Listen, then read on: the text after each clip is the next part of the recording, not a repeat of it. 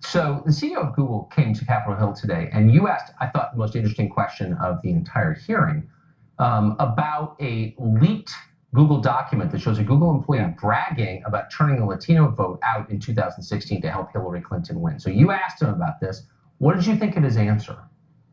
I don't think he gave an answer. I mean, while in that email from the head of their multicultural marketing division, she actually says, Sundar, Mr. Pichai, gave us a shout out. So he complimented her, praised her work, and then he says, I don't know anything about what she did. And there were two sentences that I think are key, Tucker. Both sentences, she said, we were trying to get out the Latino vote, and the key words in both sentences were in key states. That makes it political. They were focused on the Latino vote in key states, which means, we all know this, competitive states. And he frankly wouldn't answer the question. So I said, well, who's right, who's wrong? Did she say it? Did you do it? He never got around to answering that, which I think sort of underscores that this took place and they just don't want to talk about it.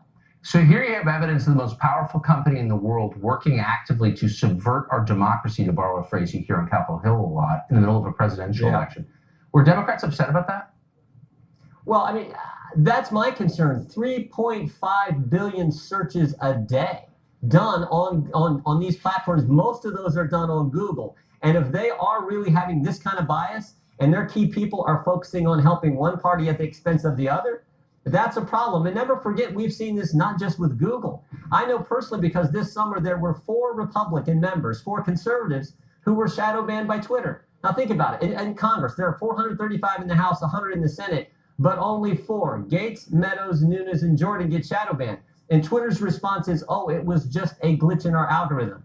Really? What did you put in the algorithm? The names Gates, Meadows, Nunes, Jordan? I mean, so this is the kind of response we get from these folks with the power they have, 3.5 billion searches a day, all the people who are on Twitter every day, and yet they have this kind of power, and they won't admit the bias that's plain in front of us when we see it in an email that was leaked from Google itself. So that's a concern. That's why we had the hearing. That's why I pushed him. I wish we'd have got a little more in the form of an answer from him. So these companies operate as, quote, platforms under an exemption given to them by the United States Congress under the Communications Decency Act. You're fully aware of this. Why not take that away tomorrow? Yeah, we should. There's a couple bills that we should look at and think about actually taking that away. I know Congressman Gomer has a bill, Congressman Brad has a bill, and both of those bills would in essence say, you are no longer this neutral platform. When you're making editorial decisions, when you're actually censoring and limiting certain points of view, you are now a publisher, you're now in effect a newspaper. And if that's the case, there's a different set of laws that govern you, and you are no longer immune from any type of liability. So we may have to move in that direction. We may have to look at breaking these companies up. I don't know. What we do know is there's a problem, at least there appears to be a big problem, and we need to highlight that and then look, what is the solution? And it may be just that. Congressman, thank you very much. Great to see you tonight. You bet. You bet. Tucker, thank you.